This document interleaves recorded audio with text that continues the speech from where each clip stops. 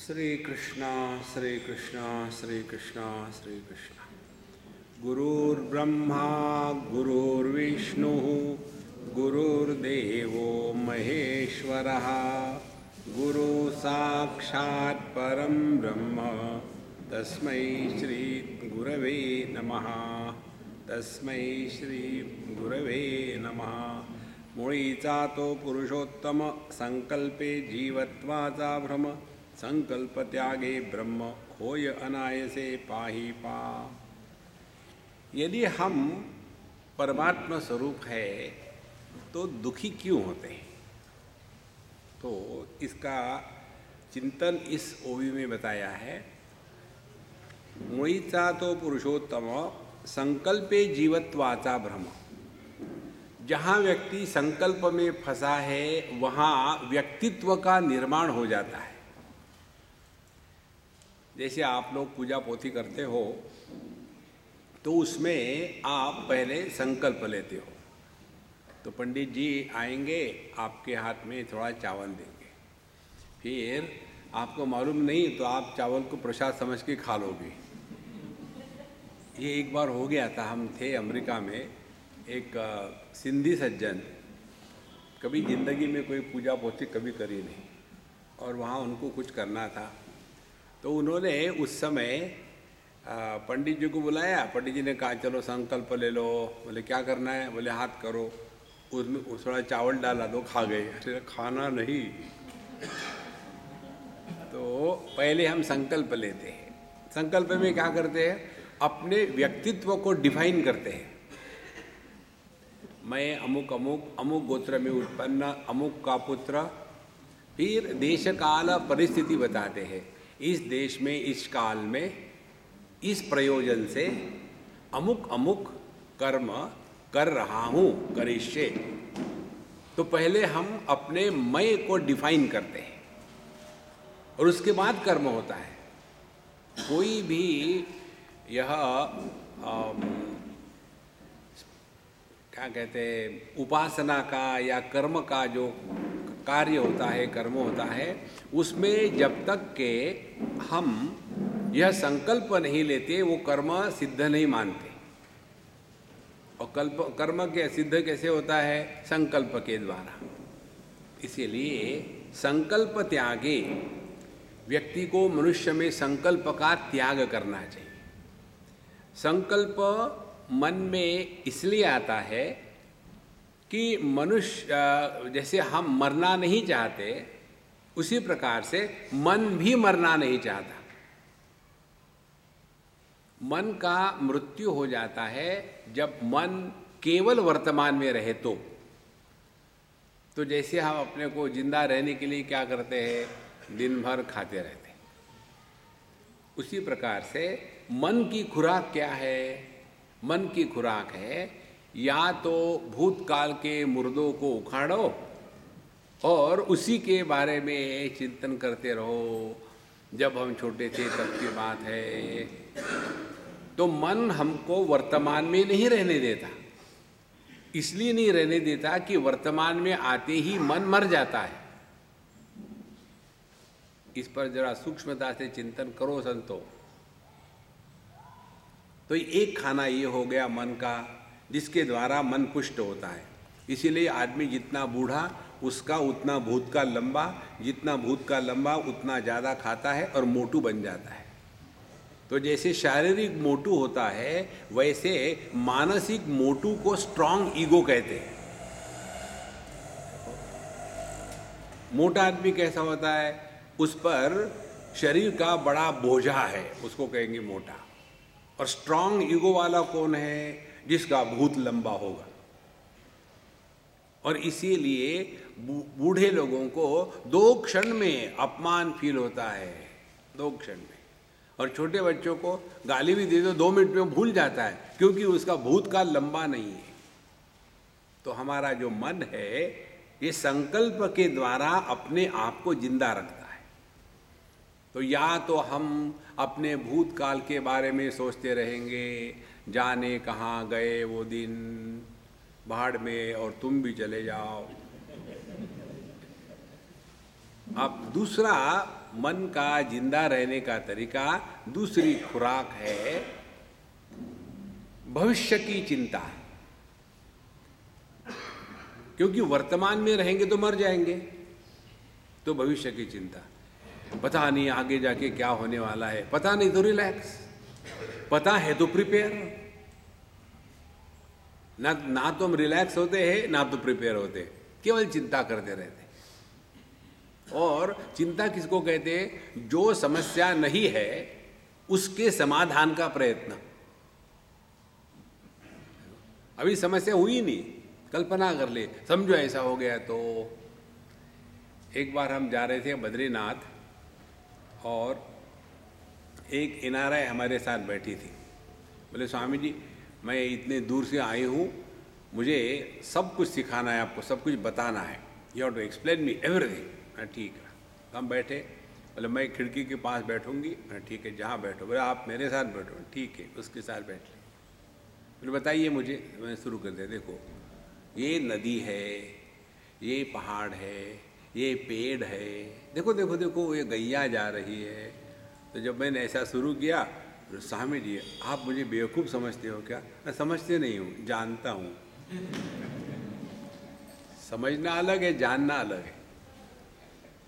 थोड़े आगे गए, हमारी बस पहाड़ों पर चढ़ने लग गई और खिड़की से नीचे देखो तो गहरी खाई, नदी बह रही है। फिर Swami ji can I sit from this side? ऐसा ओके, तो सीट बदल ली। बदलने के बाद फिर कहती है स्वामी जी समझो हमारी बस नीचे चली गई तो मैंने उत्तर नहीं दिया उसका। फिर थोड़े समय के बाद स्वामी जी समझो अपनी बस नीचे गई तो, फिर भी उत्तर नहीं दिया। तीसरे बार उसको गुस्सा आया, उसने जोश से Swami ji I am talking to you, यदि हमारी बस नीचे गिर गई तो। हमने कहा उत्तर देने की आवश्यकता नहीं, ना तुम रहोगे, ना बस रहेगी, ना प्रश्न रहेगा, ना उत्तर रहेगा। देखो, तो मन संकल्प के द्वारा अपने को जिंदा रखता है। पहला, या तो भूत की स्मृतियों में भटकेगा, या तो भविष्य की चिंता में रहेगा, और यदि वर्तमान में है तो मन तुलना में लगेगा, कंपैरिजन करेगा हर चीज का। देखो, जैसे कि जैसी मेरी बहू होती है एक्सचेंज ऑफर में, तो कितना अच्छा होता। देखो, तो एक के साथ दूसरे के साथ कंपैरिजन, इस प्रकार से व्यक्ति अपने आप को इस मन के चक्कर में फंसा के रखता है। संकल्पे जीवत्वाचा भ्रम। तो साधना क्या हो गई? साधना हो गई हमको अपने स्वरूप में यदि लौट आना है तो ये संकल्पों का त्याग कर दो। और संकल्प का त्याग करना माने थोड़ा सूक्ष्मता से इसका महत्व समझ लो ना, तो अपने आप हो जाएगा। हमको इसका महात्म्य मालूम नहीं। अभी हम घूम रहे थे, ये संजीव को बोल रहे थे कि व्यक्ति कोई कार्य क्यों करता और क्यों नहीं करता।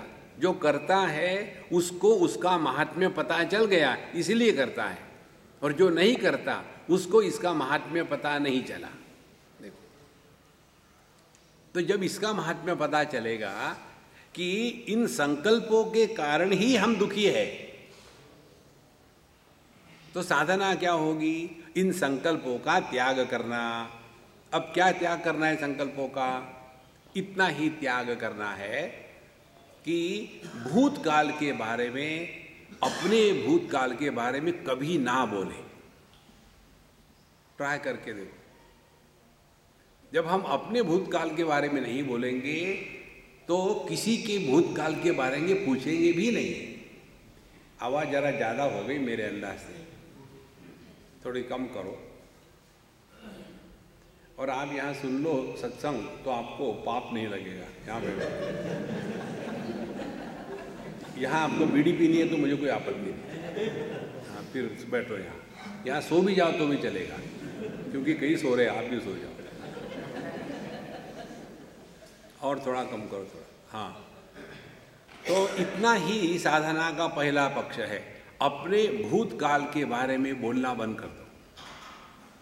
Don't bring your past. इसको समझना कैसे है? Nobody is interested in our past, everybody is concern about their future. लेकिन हमारे जेब में यदि मूंगफली होगी तो क्या हम जलेबी बांट सकते हैं? इसी प्रकार से हमारे जीवन में क्या है? भूत ही भूत लगा है, तो भूत की ही बात करेंगे। इसको ट्राई करो संतो। ये बात हमने एक बुढ़ाऊ से सीखी। कहीं हम ट्रेन में जा रहे थे, ये आके टपके हमारे सामने बैठे, बोले स्वामी जी अच्छा हो गया आप आ गए, अब आपसे बात होती रहेगी। हमने कहा मारे गए। तो फिर हमने कहा कि देखो हम जब करते हैं गाड़ी में जब बैठते हैं तो हम बात नहीं करेंगे, आप अपने बारे में बताओ। बस बुढ़ाओं को कहो उसके बारे में बताओ तो उसको ब्रह्मानंद मिल जाता है। कोई तो बकरा मिला, बकरीद सेलिब्रेट करेंगे। और शुरू हो गए, हम यहाँ थे, हम वहाँ थे, हमने ये किया, हमने वो किया, फिर वहाँ से निकल गए, फिर हम चले आ गए पाकिस्तान में। पहले हम रहते थे पेशावर में, पेशा वहाँ ख़त्म हो गया, फिर आ गए हम कराची में, फिर कराची में पागल हो गए तो रांची पहुँच गए, और रांची में भी हमको नहीं ठिकाना मिला तो ठाणे में आ गए। ये सब जगह में पागल खाने हैं। तो ठाणे में आ गए, वहाँ से भी हमको हटा दिया, हम चले गए USA, उल्लासनगर सिंधी एसोसिएशन। हमारे बम्बई में एक उल्लासनगर है, वहाँ सभी सिंधी रहते हैं। तो वहाँ हम आ गए और फिर हमारी शादी हो गई, बच्चे हो गए, और फिर बच्चे बड़े हो गए। उन्होंने कहा कि पापा आपकी जो तबीयत है ना यहाँ ह्यूमिडिटी के कारण ठीक नहीं रहती, इसीलिए आप दिल्ली चले जाओ। और बीच में मैं उनको चाबी भरता था। अच्छा फिर क्या हो गया? फिर उनको जोश आता शुरू। और फिर कहते हैं फिर मैं आपके सामने आके बैठा, फिर क्या हुआ? फिर आपने मुझे मेरे बारे में पूछा, फिर क्या हुआ? खत्म। जहां आप वर्तमान में पहुंचोगे आपको बोलने के लिए कुछ नहीं रहता। ईगो जिसको कहते हैं ना, इसको कहते हैं ईगो। देखो, मुळीचा तो पुरुषोत्तम, संकल्पे जीवत्वाचा भ्रम। पुराने मूल्यों को उखाड़ने की आदत सबसे भयानक और बुरी होती है। इसीलिए कोई हमको पूछता है तो हम झूठ बोलते हैं। इस क्षेत्र में झूठ बोलना, इसमें पाप नहीं लगेगा। तो कोई आपको पूछता है, ठोक दो जो मर्जी आए, आप कहाँ के हो? उनको पूछना आप कहाँ के हो? बोले हम तो पंजाब के। अच्छा हम भी पंजाब के। हो गया, खुश हो जाते हैं। फिर दूसरा प्रश्न आएगा, आप कहाँ रहते हो? उसको पूछा आप कहाँ रहते हो? हम तो अमृतसर रहते, हम जलंधर रहते, पानी के अंदर। कोई अर्थ नहीं इसमें, कौन कहाँ से आए, क्या फर्क पड़ता है? देखो, आपका जीवन एकदम हल्का फुल्का हो जाएगा। जब जीवन हल्का फुल्का होता है ना, तब हमारे सर पर कोई बोझा नहीं है। देखो, अनेक प्रकार के बोझे हम जीवन में ढोते हैं। पहला बोझा शारीरिक बोझा। जैसे माताएं चलती इधर उधर में तो कहते हैं पर्स, लेकिन होता है होल्डॉल। तो होल्डॉल कंधे में लटका करके अब ढो रही है। तो कहीं भी जा कर के बैठेगी तो पहला कार्य क्या होगा? स्वयं को बैठने के पहले उस होल्डॉल को उतार करके उसकी प्राण प्रतिष्ठा करेगी। तब इनके प्राण हल्के हो जाते हैं। आहा, क्योंकि डूब गया, बोझा है ना। तो बोझा को हम उतारना चाहते हैं। ए ज्ञानी जी, या तो तुम बोलो या तो मैं बोलूं, जरा बताना उसको।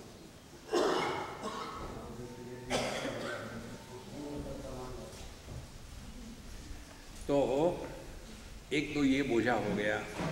अब दूसरा बोझा होता है फिजियोलॉजिकल बोझा। फिजियोलॉजिकल गुर्जा कब होता है? जब हाई बीपी होता है तब। हाई बीपी माने हाई ब्लैडर प्रेशर या हाई बॉवेल प्रेशर। तो जब बैठे हैं सत्संग में, सभी के सभी बड़ा शांति से चल रहा है, आधा घंटा पौना घंटा हो गया और सडनली एक आदमी उठ करके सबको लताड़ के निकल जाता है। बाकी सोचते ये क्यों सडनली उठ गया? तो सडनली नहीं उठा वो, उसकी एक लेवल है, उस लेवल तक वो प्रेशर को सस्टेन कर सकता है। इसके बाद या तो रहेंगे या तो करेंगे। तो दूसरा ये बीपी का प्रेशर है, बोझा है, उसको जब तक के नहीं उतारेंगे मन शांत नहीं होता। अब तीसरा प्रेशर अपने भूतकाल का। देखो, स्थूल प्रेशर से सूक्ष्म प्रेशर ज़्यादा कष्ट वाला होता है। तो फिजिकल प्रेशर जो है पर्स का, उससे ज़्यादा बीपी का प्रेशर, उससे भी ज़्यादा मानसिक प्रेशर। इसीलिए संतों, आध्यात्मिक साधना का तात्पर्य कम से कम अपने संकल्पों को महत्व देना। तो जहाँ आपने भूतकाल का त्याग कर दिया, एकदम आपको इतना हल्का फील होता है। और ये भूतकाल का त्याग हम करते हैं, कब करते हैं? जब कोई जोक पर हम हंसते हैं तब। लाफिंग क्लब में जाकर के हंसते हैं तब नहीं होता, क्योंकि लाफिंग क्लब में गिनती से होता है। 3 बार ताली बजाएंगे, 1 2 3 हंसो, हा हा हा। कितने बार? 6 बार, हा हा हा हा हा हा। रुको रुको, ये कोई हंसना हो गया? ये हंसने का कार्टून हो गया। देखो संतो, इसीलिए भूतकाल का त्याग, भविष्य की चिंता करने की आदत छोड़ दे और वर्तमान में किसी के साथ कोई कंपैरिजन ना करे। ये 3 बातों का अभ्यास करो। देखो,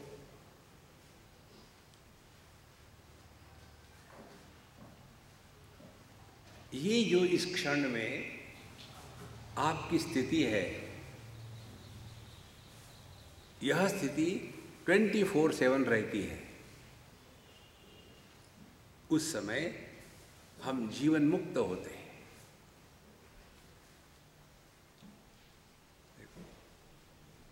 लेकिन जैसे संकल्प हो गया, मैं यहाँ तो आ गई, बच्चे को घर सुला करके, आई होप वो घर वाले ठीक देखती है कि नहीं, क्या वो सोता रहेगा या जगता रहेगा, शुरू हो गया। इस पर पता नहीं आपने किस प्रकार से देखा है।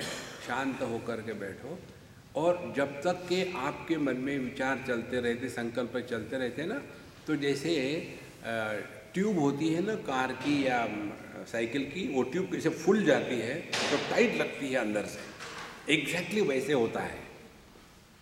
जहाँ आपके संकल्प धीरे धीरे खत्म हो गए, आपको ऐसा अनुभव आता है जैसा अनुभव इस हॉल के अंदर में आकाश का है। देखो, हवा को तो हम प्रेशर से अंदर भर सकते हैं, आकाश पर प्रेशर का भार या प्रभाव नहीं पड़ता। इतना सहज जीवन हो जाता है। जीवन में जितनी सहजता होगी, उतना हमारे अंतःकरण में संकल्पों का तूफान शांत है। मुळीचा तो पुरुषोत्तम, संकल्पे जीवत्वाचा भ्रम। अब ये संकल्प कैसे शुरू होते हैं, इसको देखो। जहाँ हमने किसी भी परिच्छिन्न वस्तु के साथ तादात्म्य किया, वहाँ संकल्प शुरू हो गए। ये रूल है, थंब रूल। देखो, जैसे एक लड़का आता है अमेरिका से शादी करने के लिए, अब उसके सामने उसके माँ बाप ताश के 52 पत्ते वैसे फोटो रख देते हैं और वो एक एक फोटो लेकर के डिलीट डिलीट डिलीट डिलीट, इसको पकड़ लिया। उसके बाद संकल्प शुरू हो गए, हाँ ये अच्छी है, मेरी वाइफ ठीक रहेगी, मुझे इससे शादी करनी। धीरे धीरे संकल्प शुरू हो गए और वो उस संकल्पों में इतना फंस जाता है और फिर उस लड़के के माँ बाप उस लड़की के माँ बाप को कांटेक्ट करते, हमारा डम्बू ने आपके लड़की पसंद कर ली है, उसको दिखाने का प्रोग्राम करो। तो दोनों आते हैं। दोनों आने के बाद वो लड़की कहते हैं, तुमने मुझे भले पसंद किया हो, बट यू आर ए कबूतर, आई डोंट लाइक यू। जैसे कहा उस लड़की ने, अब ये महात्मा जी डिप्रेशन में चले गए। अब वो लड़की कहाँ थी? केवल उसके बारे में संकल्प किए कि ये मेरी पत्नी बने, नहीं बनी तो दुखी हो गए। देखो, इसको स्पष्ट समझ लो। रामचरितमानस में एक कथा आती है। एक बार भगवान नारायण के पास हमारे नारद जी महाराज पहुंच गए, और वहां पहुंचने के पश्चात नारायण भगवान को नारद जी कहते हैं, भगवान मैंने आपका तो दर्शन कर लिया, मुझे आपकी माया का दर्शन करना है। बोले क्यों, मेरे से बोर हो गए क्या? नहीं, ऐसे ही आपके माया के बारे में बहुत सोचा सुना है, कैसी होती है माया। बोले कोई बात नहीं, बाद में दिखा देंगे, अभी मैं बिजी हूँ। तो वो जब चले जाते हैं तो सामने से उनको एक बहुत बड़ा नगर दिखता है, और हर लोग आदमी बड़े बिजी है उस नगर में। अब ये नारद जी पहुँच गए, पूछते भाई क्या भीड़ भाड़ है? बोले आपको पता नहीं, यहाँ के राजा की जो कन्या है राजकुमारी, उसका स्वयंवर विवाह है। तो बोले अच्छा, तो मैं भी उसमें शादी करना चाहता हूँ, कई दिनों से सोच रहा था शादी करूँ, ब्रह्मचारी हूँ। और फिर जा कर के भगवान से प्रार्थना करते, हे हरि, मेरा चेहरा आपके जैसे हो जाए। भगवान कहते तथास्तु।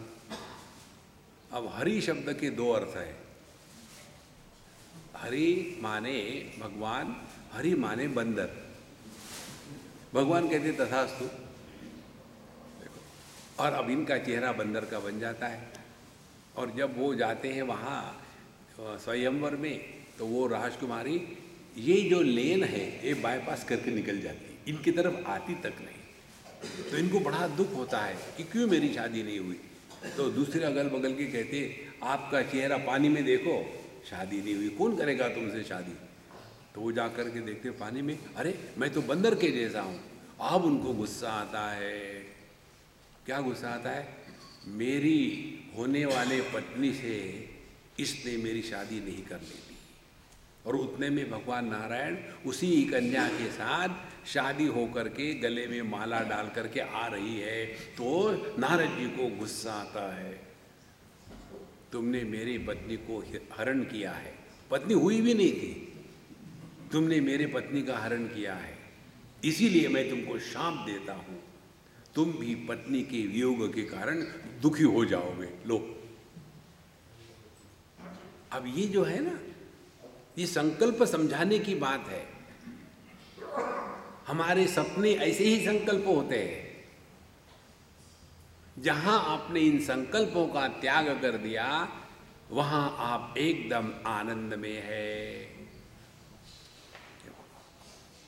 इसीलिए संतो, संकल्प त्यागे जितनी साधना है वो यही है। खामो खाम पुरानी बातों को उखाड़ना, भविष्य की चिंता में लगे रहना, प्रेजेंट में कंपैरिजन करना, ये कभी नहीं होना चाहिए। तो फिर करें क्या? गुनगुनाते रहो। कोई भगवान का नाम गुनगुनाओ, कोई सिनेमा का गाना गुनगुनाओ, कोई स्तोत्र गुनगुनाओ, गुनगुनाते रहो। तो उसके द्वारा जो हमारा मन है वो नित्य निरंतर वर्तमान में रहेगा, लेकिन कंपैरिजन नहीं करेगा।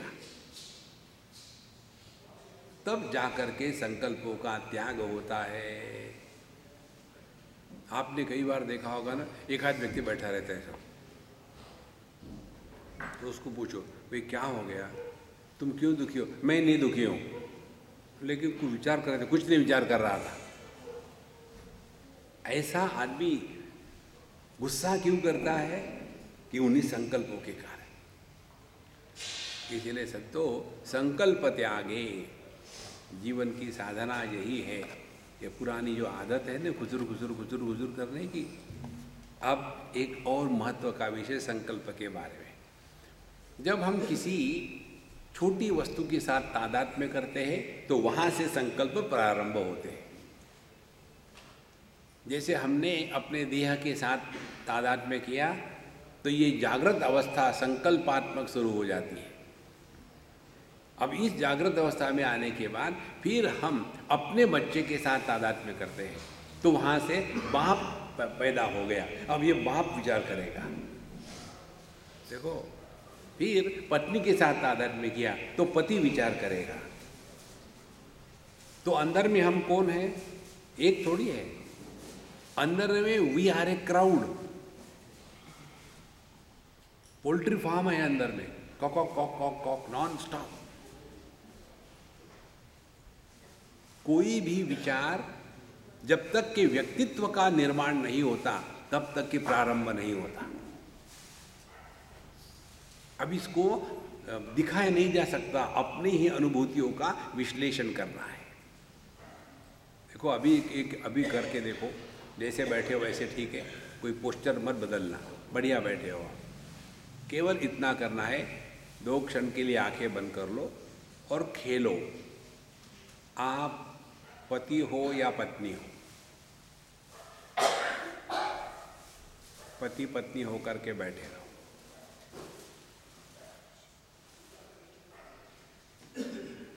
अब देखो कैसे विचार आ रहे हैं। पहला एक्सपेरिमेंट ओवर। दूसरा, अब आप माँ बाप बनो या लड़का लड़की बनो।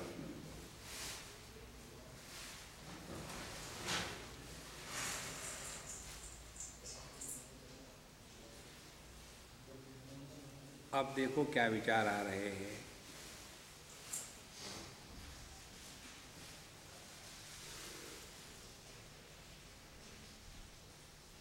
Experiment 2 over. अब तीसरा एक्सपेरिमेंट, रिमेन एज नोबडी।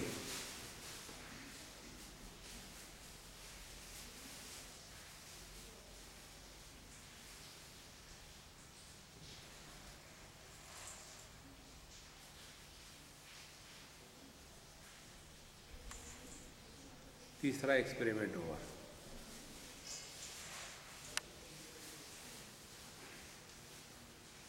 हाँ, देखो कोई अंदर में कपड़े बदल रहा है। हेमंत, देखो खुजर खुजर बहुत हो रहा है। बाहर हो तो बाहर। अब ये 3 जो एक्सपेरिमेंट हमने किए, जब आप पति बने थे या पत्नी बने थे तो उस समय आपके मन में विचार आ रहे थे पत्नी के बारे में या पति के बारे में, अपने या दूसरे के। फिर जब आप माँ बाप बने थे तो बच्चों के विचार आ रहे थे, जब बच्चे बने थे तो माँ बाप के विचार आ रहे थे।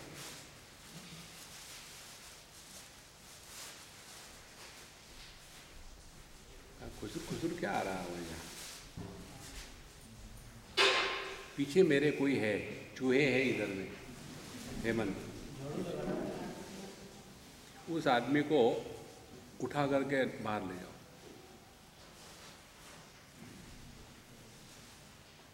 तो जब आप नोबडी रहे तब आपके मन में एक भी विचार नहीं आ रहा था। तो साधना क्या हो गई? Remain as nobody. इसीलिए आध्यात्मिक साधना का तात्पर्य अपने में विशेषता निर्माण नहीं करनी, सब विशेषताओं को खो देना है।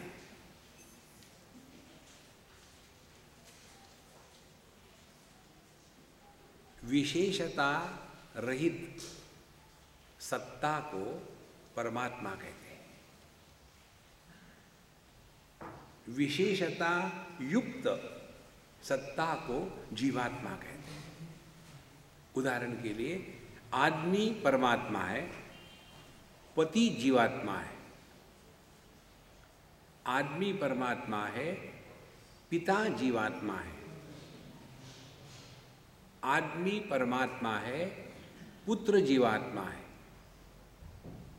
अब इन चारों में आदमी, पति, पिता और पुत्र, इन चारों में दुखी कौन होता है? दुखी होता है पिता, पति या पुत्र। आदमी नहीं दुखी होता। तो ये आदमी जब जो अनंत है, लेकिन यही आदमी जब एक परिच्छिन्नता के साथ तादात्म्य करता है, जब उसने तादात्म्य किया पत्नी के साथ तो पति महाराज तैयार हो गए, और जहां पति पैदा हो गया वहां शांति समाप्त हो गई। जहां पुत्र पैदा हो गया बाप के लिए शांति नहीं। देखो संतो, इसको ठीक से समझ लेना एकदम, तब आपको ये अवेयरनेस आएगा कि जब आप ध्यान के लिए बैठते हो तो उस समय आप कुछ मत बनो। कुछ बनोगे नहीं तो ध्यान करोगे नहीं, फिर ध्यान में रहोगे। हमको ध्यान करना नहीं है, ध्यान देना है। देखो, मुळीचा जो पुरुषोत्तम संकल्पे जीवत्वाता भ्रम, संकल्प त्यागे ब्रह्म, होय अनायसे पाही अनायसे एफर्टलेस। देखो, हम डॉक्टरों के पास जाते हैं तो डॉक्टर हमको स्वास्थ्य प्रदान नहीं करते, केवल हमारे रोग का निवारण करते हैं। स्वस्थ तो हम बाय डिफॉल्ट है ही। इसी प्रकार से हम असल में ब्रह्म स्वरूप ही है। तो जैसे डॉक्टर के पास जाने से वो रोग का निवारण करते हैं, स्वास्थ्य प्रदान नहीं करते, उसी प्रकार से सत्संग में आने के बाद हमको परमात्मा स्वरूप दिया नहीं जाता, वो तो हम है ही। ये परमात्मा पर जो रोग लगा है उस रोग का नाम है संकल्प। देखो,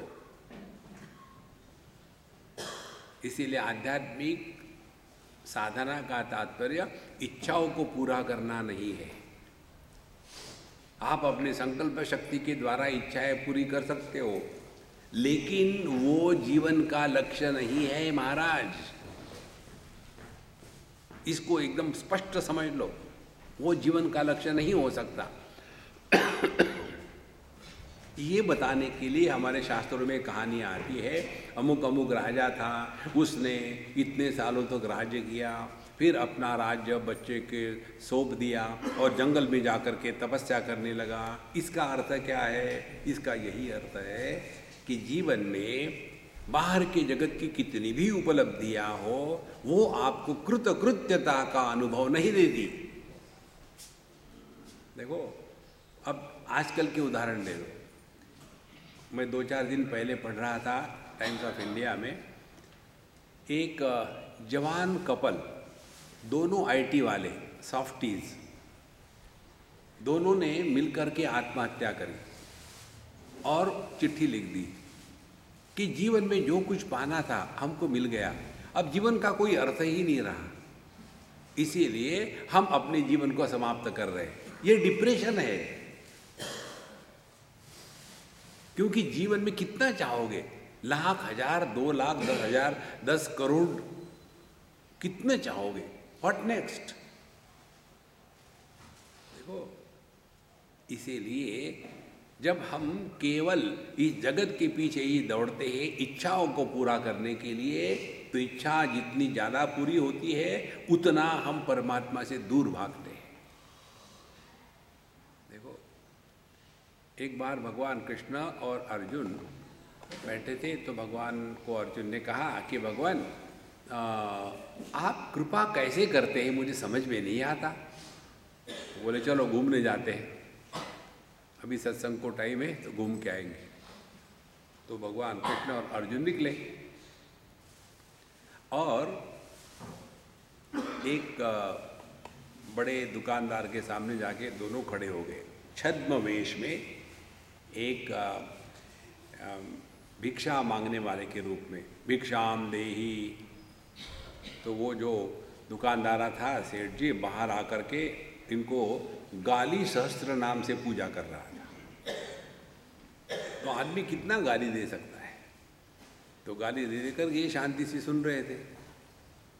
तो वो होने के बाद तुम तो बेशर्म हो, मैं ही चला जाता हूँ अंदर। अंदर चले गए। भगवान और कृष्ण जी चल पड़े, कृष्ण और अर्जुन चल पड़े और कहते हैं, भगवान तुम्हारी प्रॉस्पेरिटी और होवे।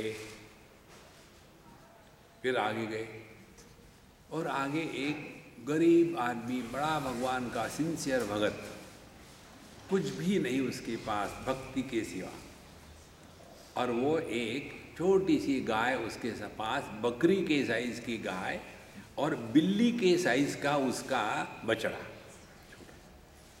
और उसमें से आधा कप दूध निकला गाय में से। तो जैसे भगवान पहुँचे, कहते भिक्षाम देही। तो उस आदमी ने, चलो अतिथि आया है, जो दूध था आधा कप वो दे दिया। वो भी कप बहरा था, उसको कान नहीं था, और उसके भी होठ फटे हुए थे। तो ऐसे बहरे होठ फटे कान कप में भगवान को उसने उतना सा जो दूध था, एक पेग समझ लो। हाँ, ऐसे समझाओ ना, फिर थोड़ा सा दूध थोड़ा समझ में आता है। एक पेग कहने से तुरंत समझ में आएगा। स्पिरिचुअलिटी में ऐसे ही होता है। तो एक पेग दूध दे दिया। भगवान ने उसको फटाफट से पी लिया एक क्षण में, और कप को फोड़ के निकल पड़े और दूर जा कर के कहते, इसकी गाय और बछड़ा मर जाए। अब अर्जुन से नहीं रहा गया। बोले, आप क्या कर रहे हैं महाराज? बोले, देखो तुम चाहते थे ना कि मैं कैसी किस पर कृपा करता हूँ, ऐसी कृपा करता हूँ। पहला आदमी जो है वो ऐसा बिजी रहेगा इसमें कि मुझे परेशान कम करेगा, और ये जो दूसरा आदमी था, इसमें और मुझ में मिलने के लिए केवल एक ही प्रतिबंध है, और वो है वो घटिया गाय और बछड़ा। जब तक कि ये गाय और बछड़ा है तब तक कि वो मुझ में मिल नहीं सकता। तो मैंने उनको ही हटा दिया तो वो मुझ में मिल जाएगा। देखो महाराज, भगवान की कृपा समझने के लिए मन संकल्प रहित होना चाहिए, तब भगवान की कृपा समझ में आती है। देखो, संकल्पे जीवत्वाचा ब्रह्म, संकल्प त्यागे ब्रह्म, अनायसे होई पा। एक अम्मा थी, मारवाड़ी अम्मा, उसको कुछ बीमारी हो गई, तो सत्संग में आती थी। जब हमने देखा नहीं आई तो उसको मिलने गए। अम्मा क्या हो गया? तो बिस्तर पर लेटी हुई थी और रो रही थी। तो बोले, स्वामी जी आप आ गए?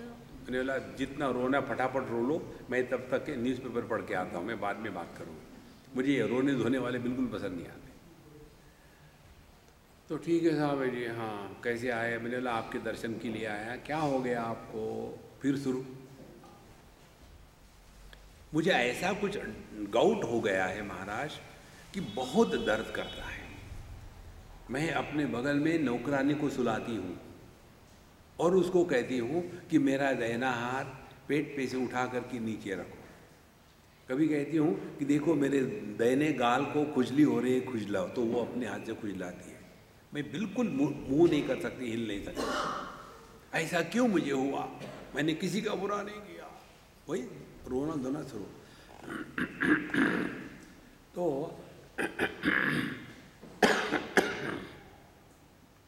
तो हमने उनको कहा कि अम्मा तुम्हारा रोना हो गया तो सुनो बात, और बात सुनते समय बीच में मुंह मत मारो, कोई प्रश्न नहीं, आर्ग्यूमेंट नहीं, लॉजिक नहीं। बोले ठीक है। हमने कहा तुम्हारी उम्र कितनी है? बोले 65 साल के। फिर एक दूसरी बात, तुम जिंदगी में बीमार कब पड़ी है? पिछले 6 महीने से, माने 64 साल 6 महीने तुमको कोई परेशानी नहीं हुई? नहीं हुई। ये भगवान का अनुग्रह नहीं है क्या? जवानी में तुमको ये परेशानी हो जाती तो? और दूसरी बात, जब आप 5 स्टार होटल में जाते हो तो आपका पैसा खर्चा हो जाता है ना। सुख के उपलब्धि में पुण्य का क्षय होता है और दुख की उपलब्धि में पाप का क्षय होता है।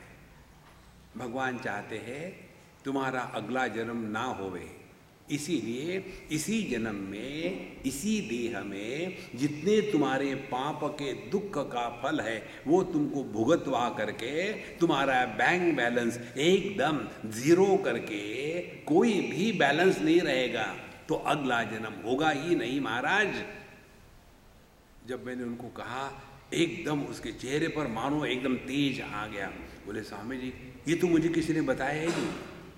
अरे कहता था कि देखो आप ऐसे करो, ये पूजा करो, वो पूजा करो, उस महात्मा के पास जाओ, ये हाथ में अंगूठी पहनो और ये करो, उसी में ठीक हो जाएगा। हमने कहा इस चक्कर में मत पड़ना, अपने दुख को भोगो, उससे भागो मत। उस समय ये याद रखना है, जैसे हम अपने कपड़ों को वॉशिंग मशीन में डालते हैं, गर्म पानी, डिटर्जेंट, ऊपर से देखते हैं, कहते हैं क्या, देख तेरे को मैं कष्ट दे रहा हूँ, तुमने पाप किया है। नहीं, उनको इसलिए धोते हैं ताकि फिर से उनको इस्तेमाल हो सके। इसी प्रकार से परमात्मा दुख के द्वारा हमारे सभी पाप रूपी गंदगी का क्षय करके हमको अपने में मिलाने के लिए तैयार करते हैं महाराज। तब जाकर के आप जीवन का अर्थ इच्छाओं को पूरा करना नहीं समझोगे। तो जीवन का अर्थ है सभी संकल्पों का त्याग। ना हमको किसका भला सोचना है, ना किसका बुरा सोचना है। सोच कैसी भी हो वो बंधन कारक है। इसीलिए अपना जो ब्रह्म स्वरूप है उसको प्रकट होना है तो इन संकल्पों को त्याग दो। इसी चीज को मीराबाई कहती है, घूंघट के पट खोल तो हे पिया मिलेंगे।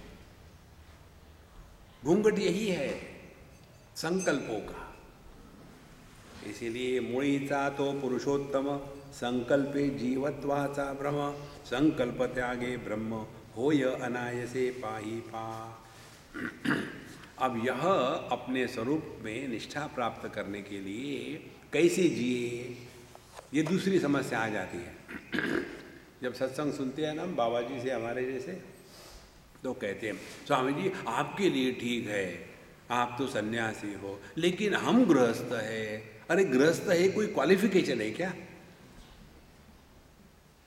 यदि कठिन है तो ज्यादा प्रयत्न करो। कठिन है इसीलिए हमको रिजर्वेशन कोटा दे दो, नहीं, ये कोटा से चलने वाला नहीं है। तो आगे कहते हैं कैसे इसको अपने स्वरूप को प्रकट होने देना है।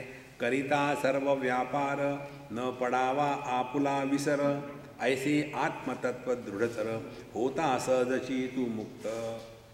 जगत में रहते समय ये कभी मत भूलना कि अपना स्वरूप आनंद स्वरूप है। सर्व व्यापार करिता, जो भी आपको करना है करो, अपने स्वरूप को नहीं भूलना। कैसे हम भूल जाते हैं, ध्यान से सुनना। हम जो भी करते हैं किस लिए करते हैं? आनंद के प्राप्ति के लिए। एक व्यक्ति विवाह करता है आनंद के प्राप्ति के लिए, दूसरा डाइवोर्स लेता है आनंद के प्राप्ति के लिए, एक आदमी उपवास करता है आनंद की प्राप्ति के लिए, दूसरा डट के खाता है आनंद की प्राप्ति के लिए। माने हमारे जीवन की जितनी प्रवृत्ति और निवृत्ति है वो सभी की सभी केवल आनंद को प्राप्त करने के लिए है। देखो, एक व्यक्ति सत्संग को सुनता है आनंद को प्राप्त करने के लिए, दूसरा सोता है आनंद को प्राप्त करने के लिए। प्रवृत्ति निवृत्ति दोनों का प्रयोजन एक ही है।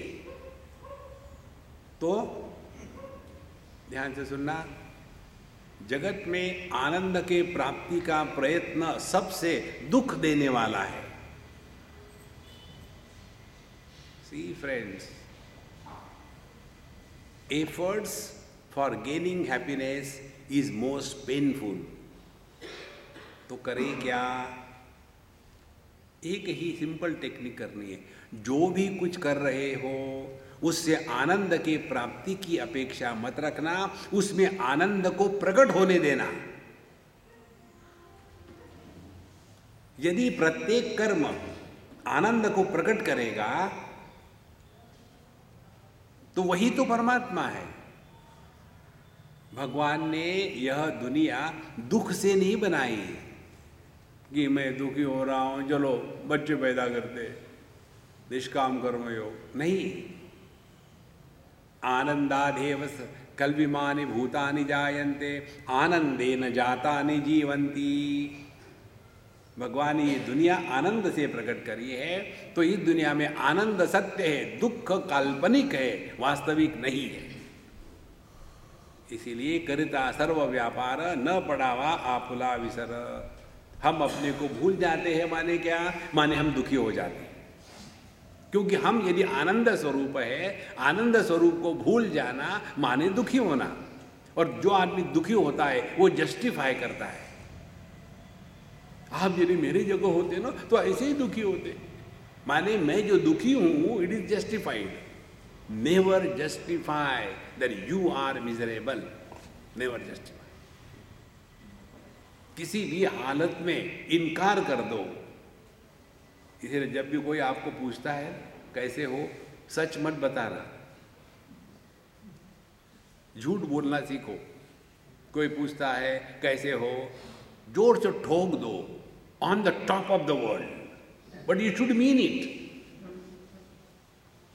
नहीं तो किसी ने पूछा how are you, Swami ji ने कहा ऐसा कहा करो, on the top of the world. ये थोड़ी होता है। शब्दों में वो भाव प्रकट होना चाहिए।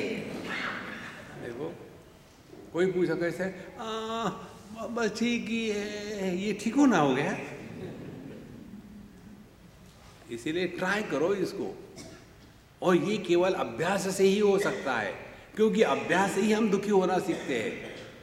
देखो इसीलिए जो भी आप करते हो अपने को मत भूलो। और हम क्या है? हम आनंद स्वरूप है। इसीलिए हम जो बताते हैं ना, सबसे सिंपल साधना, हम आपको ना मंत्र देते हैं, ना हवा भरने को बोलते हैं, ना पूजा पोथी के लिए करते हैं, कुछ नहीं। इतना ही करो, 24 घंटे प्रसन्न रहो बस। नहीं रह सकते हो तो नाटक करो ना, नाटक करो। और नाटक करते करते आपको ऐसी आदत हो जाएगी। देखो क्यों नाटक करे? क्योंकि परमात्मा जब दुख का नाटक करता है तब उसको जीवात्मा कहते हैं, और वही जीवात्मा जब खुश होने का नाटक करेगा तो वो अपने जीवत्व को त्याग करके परमात्मा प्रकट हो जाएगा। करिता सर्व व्यापार न पढ़ावा आपुला विसर। ऐसे आत्म तत्व दृढ़तर, तब जाकर के हमारी आत्मनिष्ठा दृढ़ हो जाती है। आज हम पढ़ रहे थे कुछ दासबोध के 1-2 शब्द, वहाँ लिखते हैं रामदास स्वामी, जगी सर्वसुखी असा कोण आहे, विचारी मना तुझ शोधो निपाए। ये जगत में कौन ऐसा है कि जिसके जीवन में दुख नहीं है? हर एक के जीवन में। इलेक्ट्रिक के खंबे के जीवन में दुख है, मालूम है आपको? ये जो सुबह सुबह कुत्तों को लेके जाते हैं ना लोग, कुत्तों को नहीं, सॉरी, डॉग को ले जाते हैं। ये कुत्ता शब्द जो है मनुष्य के लिए रखा है। कितना भी अनपढ़ हो अपने कुत्ते को डॉगी कहेगा। जैसे बीबी को प्यार से कहते हैं ना, उसमें डॉगी को प्यार से डॉगी। और वो डॉगी से क्या, सुबह सुबह उठेंगे और डॉगी को ले जाएंगे। डॉगी हर जगह थोड़ी जाएगा, उसको अपना इलेक्ट्रिक का खंभा चाहिए। जब अपने इलेक्ट्रिक के खंभे के पास पहुंचेगा तो पहले आत्म प्रदक्षिणा करेगा, और उसके पश्चात फिर ओम पूर्णमदः पूर्णमिदं पूर्णात् पूर्णमुदच्यते। तो जब ये कुत्ता आता है तो इलेक्ट्रिक का खंभा कहता है, अरे राम फिर आ गया। लेकिन वो भाग भी नहीं सकता कि खंभा है ना। इसीलिए संतो, don't justify that we are miserable. हमको सबको ही जीना ही है। तो ऐसे आत्म तत्व दृढ़तर होता सहजची तू मुक्त। मुक्ति इसी को कहते हैं। दुख आने के बाद दुखी नहीं होना, सुख आने के बाद सुख के प्रति आसक्त नहीं होना, इसी को कहते हैं जीवन मुक्ति। भगवद गीता के द्वितीय अध्याय में भगवान ने ये विचार दिया है, दुखेषु अनुद्विग्न मनाः सुखेषु विगत स्पृहः वीतराग भय क्रोधः स्थितधिः मुनि उच्यते। दुखेषु अनुद्विग्न मनाः, दुख हमारे जीवन में किसी के कारण आ सकते हैं, लेकिन दुखी हम लोग अपने चॉइस से होते हैं।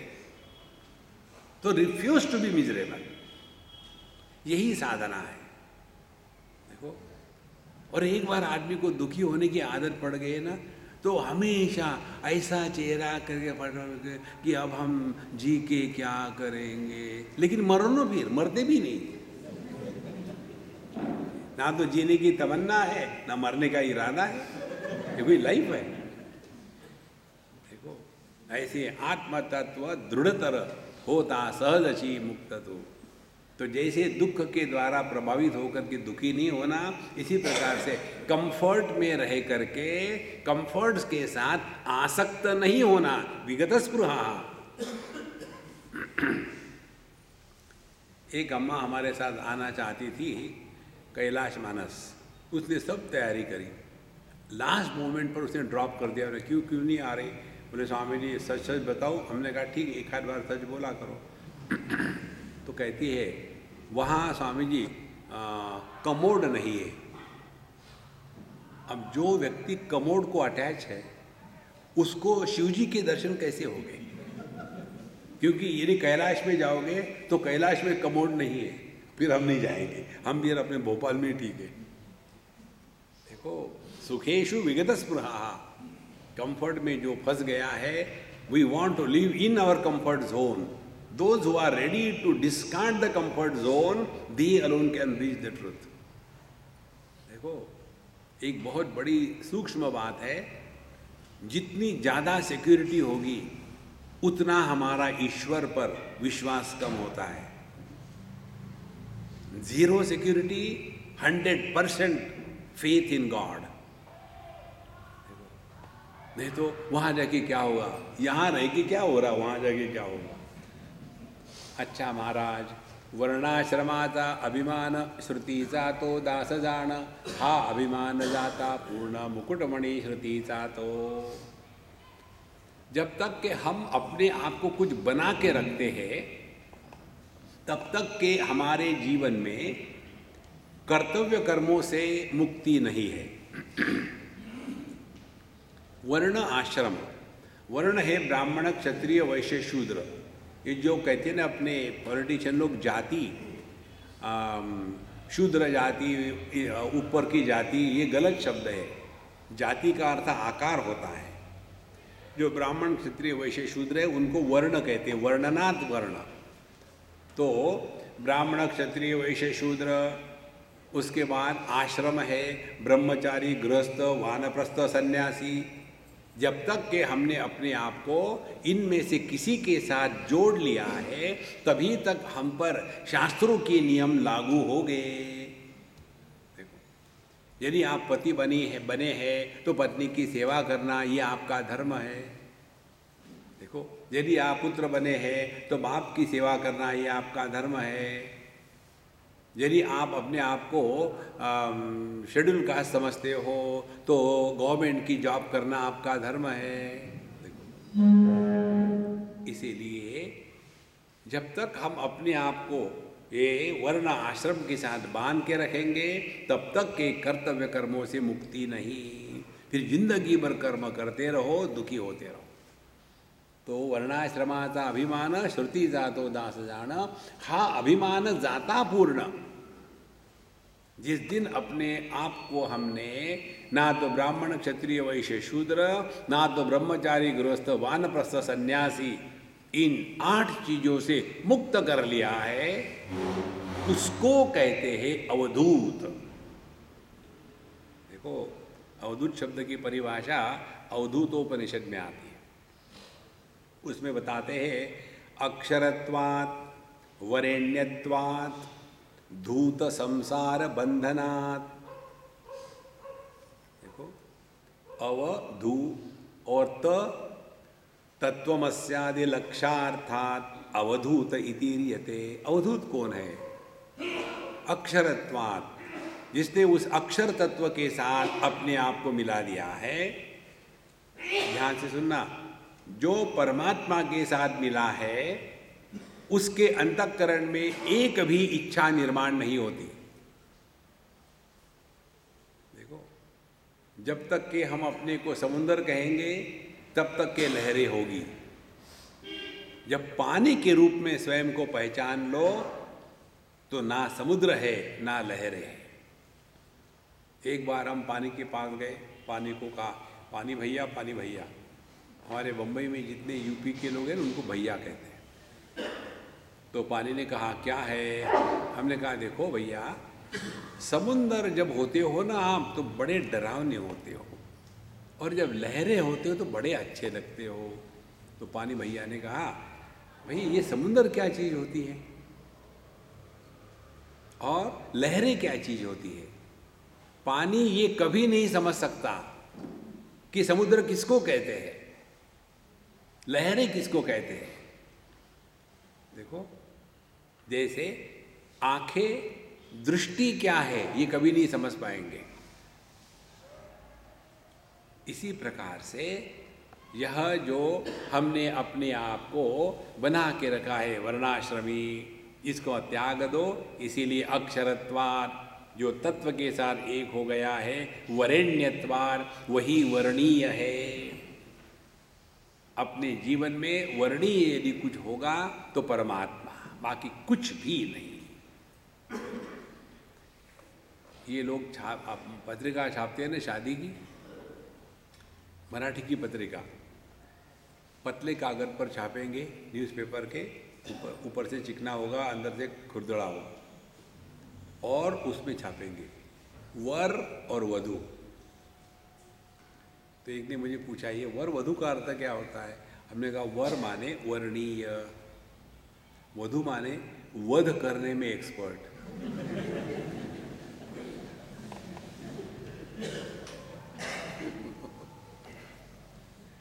तो जीवन में वर्णीय क्या है?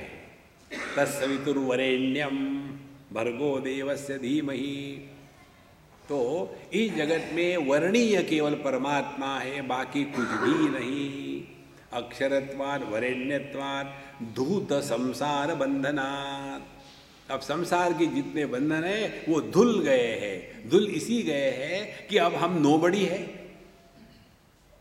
देखो, सन्यास की जब दीक्षा होती है ना, तो उसमें जिसको दीक्षा दी जाती है उसका स्वयं का श्राद्ध वह स्वयं करता है।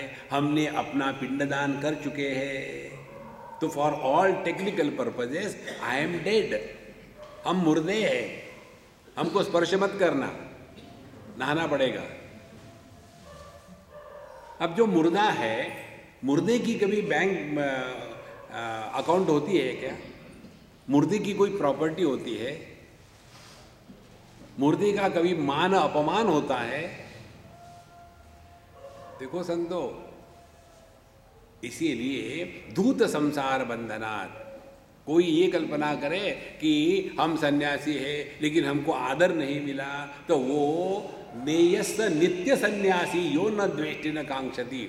भगवान कहते हैं नित्य सन्यासी वो है जो राग द्वेष के परे चले गया है। और किसी के अंतःकरण में राग द्वेष निर्माण होता है मान अपमान के कारण, तो नेयस अनित्य सन्यासी, वो नित्य सन्यासी नहीं है। देखो, धूत संसार बंधन, संसार के बंधन यही है। देखो, 6वें अध्याय में भगवान बताते हैं परमात्मा के उपलब्धि किसको कहते हैं। आप लोग सभी गीता के मर्मज्ञ हो, फिर भी मैं आपके सामने बोलने की हिम्मत कर रहा हूँ। 6वें अध्याय में भगवान कहते हैं, जितात्मनः प्रशान्तस्य परमात्मा समाहितः शीतोष्ण सुखदुःखेषु तथा मानापमानयोः। परमात्मा समाहितः, उसने परमात्मा के साथ अपने को लगा दिया है, परमात्मा के साथ एक हो गया है। कौन है वो? केवल 2 कंडीशन है। एक, शीत उष्ण सुख दुखेषु जितात्मनः, जीवन में आने वाले सुख दुख के द्वारा जिसके हृदय पर कोई भी प्रभाव नहीं पड़ता, जैसे ज्वार भाटा आए या सभी की सभी लहरें शांत हो जाए, समुद्र पर कोई प्रभाव नहीं पड़ता। जितात्मनः शीत उष्ण सुख दुखेषु। और मानापमानयोः प्रशान्तस्य, मान अपमान इनके द्वारा जिसके मन के शांति पर कोई भी प्रभाव नहीं पड़ता।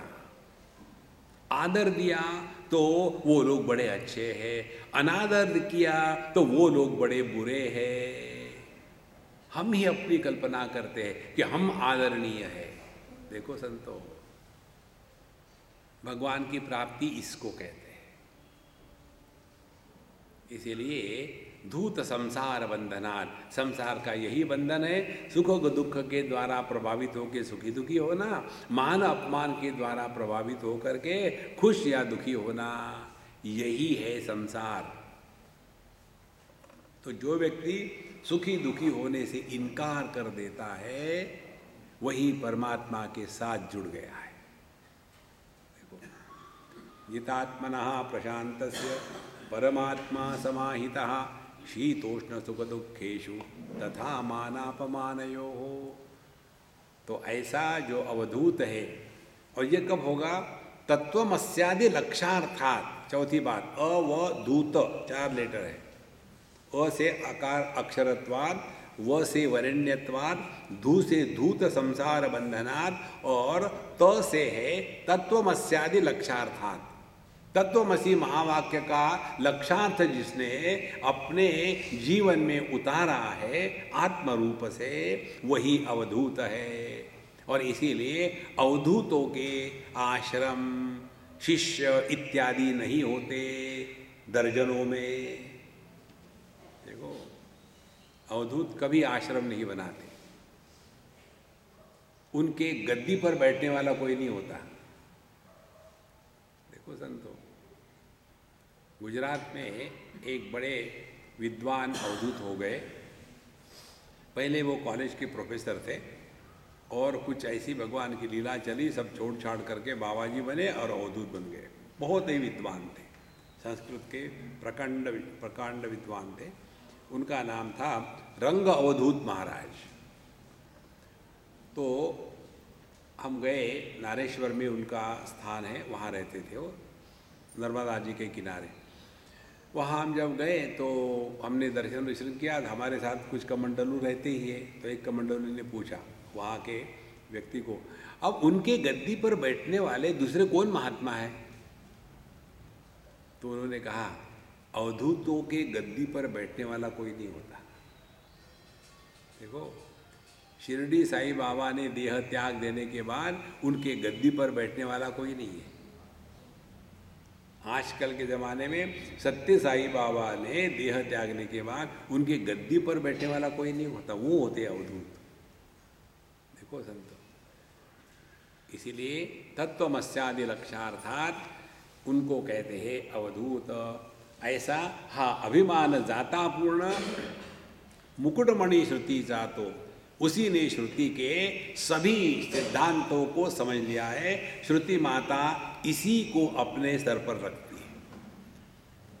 नारद भक्ति सूत्र में आता है, सत्शास्त्री कुर्वन्ति शास्त्राणि। ऐसे जो साधु संत होते हैं वो शास्त्रों को अर्थ प्रदान करते हैं। आगे चलते हैं।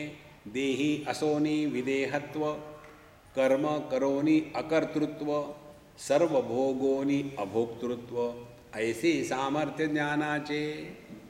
अब यदि ये ज्ञान हमारे हृदय में प्रकट हो गया तो उस ज्ञान का प्रभाव हमारे जीवन में कैसे दिखेगा?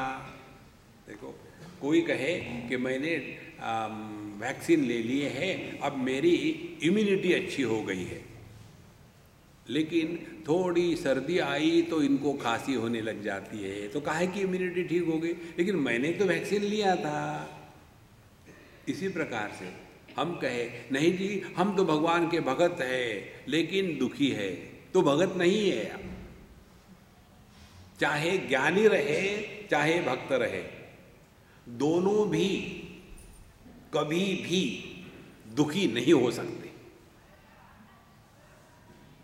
कर्म करने वाले और योगी दुखी हो सकते हैं, ज्ञानी और भक्त दोनों दुखी नहीं हो सकते। यदि वो दुखी हो रहे हैं तो ज्ञानी ज्ञानी नहीं, भगत भगत नहीं। देखो, दुखी भी नहीं होने देते, बिल्कुल। देखो संतो, कितनी सहज बात है, कैसी बात है। ज्ञानी कौन है? जो परमात्मा के साथ एक हो गया है, और परमात्मा क्या है? आनंद स्वरूप, तो दुखी कैसे होगा? और भक्त कौन है? भक्त वो है जो है ही नहीं, हरि इच्छा, केवल ईश्वर की ही इच्छा चल रही है। ईश्वर की इच्छा में दुख नहीं हो सकता। देखो संतो, इसलिए यहाँ जो कहते हैं कि हमने यदि इस ज्ञान में या भक्ति में निष्ठा प्राप्त कर ली है तो उसका प्रभाव अपने जीवन में कैसे आएगा? तो कहते हैं देहि असोनि विदेहत्व। ध्यान से सुनना, इसको केवल सूक्ष्मता से पकड़ने की बात है, करना कुछ नहीं है। इसीलिए ज्ञान के मार्ग पर करने से निषेध है। रिमेन अवेयर, ध्यान दो, ध्यान करो मत।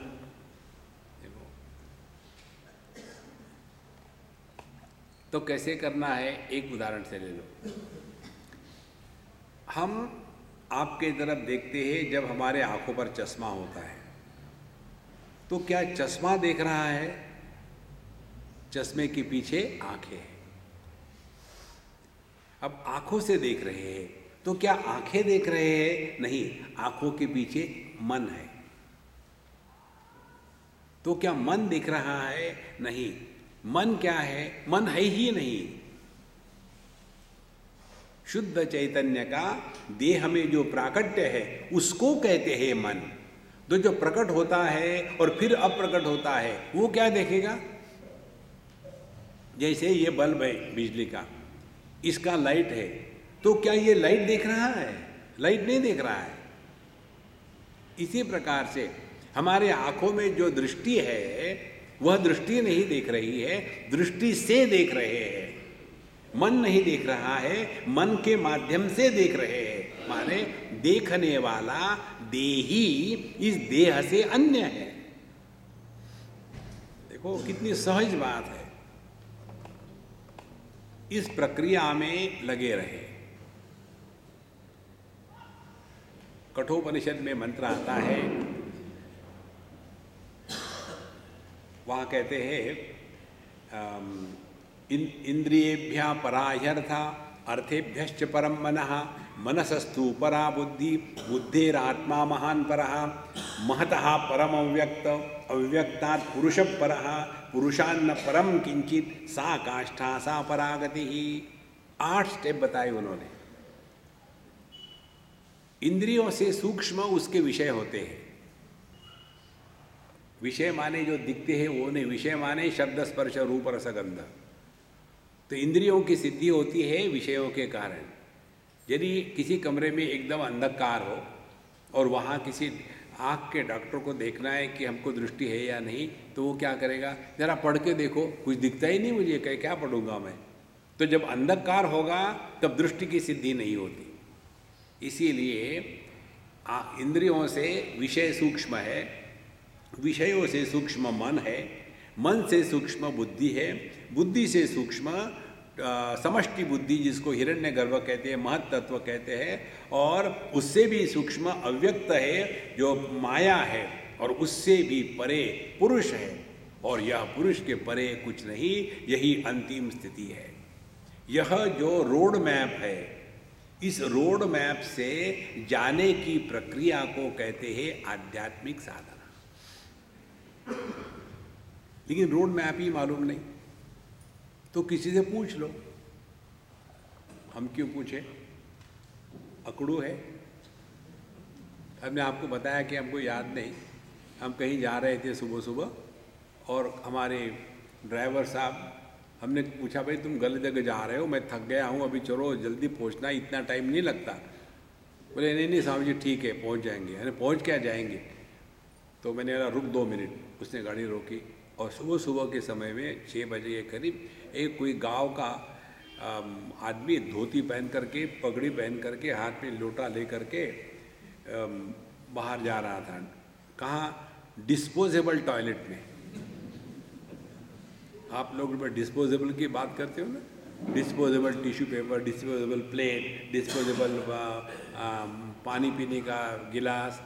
हमारे यहाँ तो डिस्पोजेबल टॉयलेट है। यद गत्वा न निवर्तन्ते तद धाम पर। वो जा रहा था तो हमने गाड़ी रोक के उसको कहा, अरे भाई ये बताओ ये रोड कहाँ जा रहा है? उस स्थिति में उसकी बुद्धि शांत थी। वो मुझे कहता है, बाबा जी रोड कहीं नहीं जाता। अरे यार ये बात पक्की है, रोड कहीं नहीं जाता। हमने कहा ज्ञानी जी आप धन्य हो, हाथ में लोटा होते हुए भी आपके मन का संतुलन खत्म नहीं हुआ है। जब हाथ में लोटा हो तो मन का संतुलन खत्म हो जाता है। कैसे? एक बार हम किसी के घर में थे बम्बई में, और बाहर से उनकी लड़की आई, और बम्बई के लोग कबूतर खाने में रहते हैं। तो उसने आकर के एक ही टॉयलेट जाके दरवाज़ा खटखटाया, कोई अंदर था। तो बोले रुको 1 मिनट में आ रही हूँ बाहर, और ये बाहर से परेशान। तो उसके बोर्ड पर लिखा हुआ था, दरवाजे पर चिपकाया हुआ था, how long is 1 minute depends on which side of the door you are.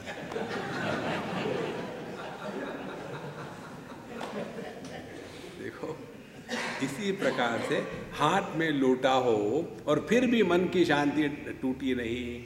हमने कहा भगवान ठीक बात है आप जो कह रहे हैं। बोले मुझे आप ऐसा पूछो कि मुझे अमुक स्थान पर जाना है तब कैसे जाऊं? हमने कहा गुरु महाराज हम आपको प्रणाम करते हैं, हमको आनंदी जाना है तो कैसे जाए? बोले ऐसा पूछो ना।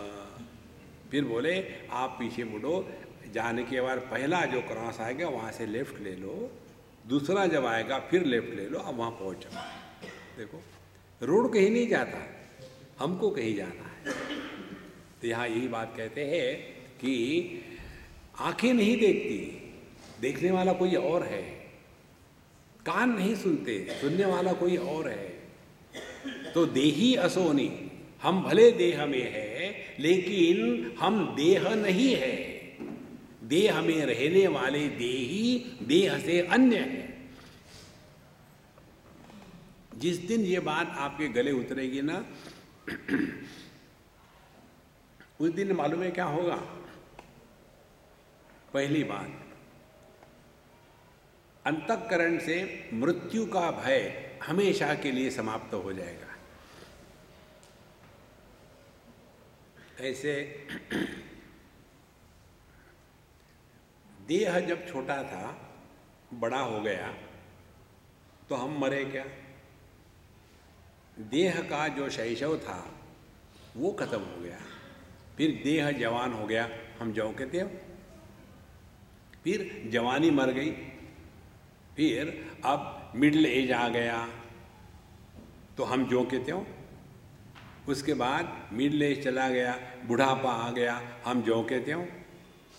इधर यदि ध्यान रखो आप तो आपके अंतःकरण में मृत्यु का भय हमेशा के लिए मिट जाएगा।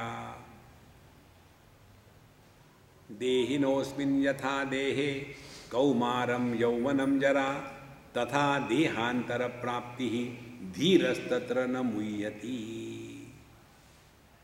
देखो सबसे बड़ी विडंबना यही है, हम कहते तो है हम हिंदू है, हम कहते तो है हम पुनर्जन्म पर विश्वास करते हैं, लेकिन इसका अर्थ हमको मालूम नहीं। यदि पुनर्जन्म पर विश्वास रखते हैं तो देह का जन्म होता है, देह का मृत्यु होता है, हम तो ज्यों के त्यों है। देही असोनी विदेहत्व। और जब देह के साथ तादात्म्य होता है, उसी समय दुनिया में रिश्ते निर्माण होते हैं।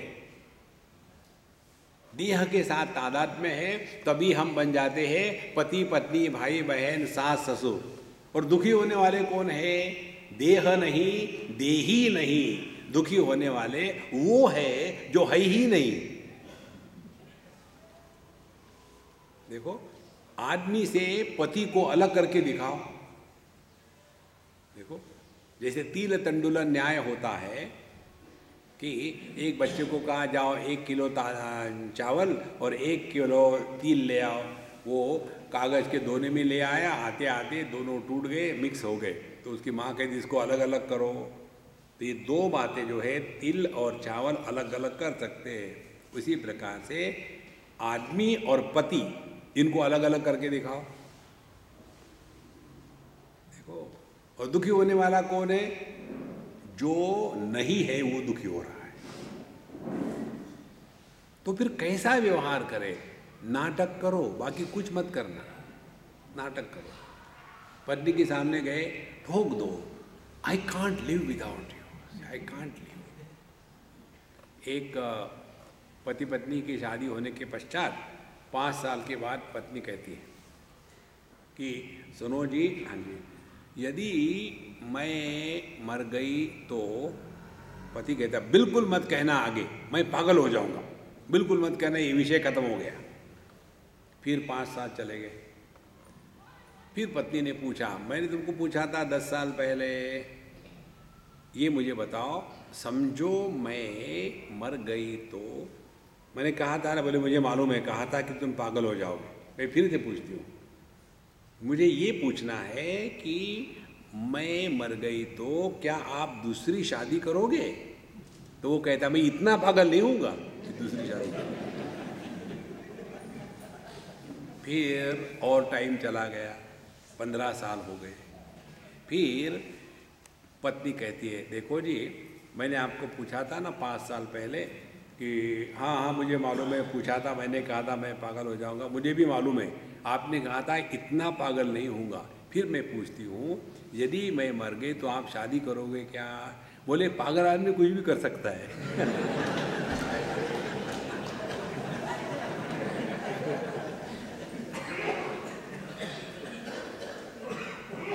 और ये पागल आदमी कौन है? जो है ही नहीं, वो पागल आदमी है। देखो महाराज, इधर ध्यान देना, जब जब आप कुछ बनते हो उसी समय दुखी होते हो।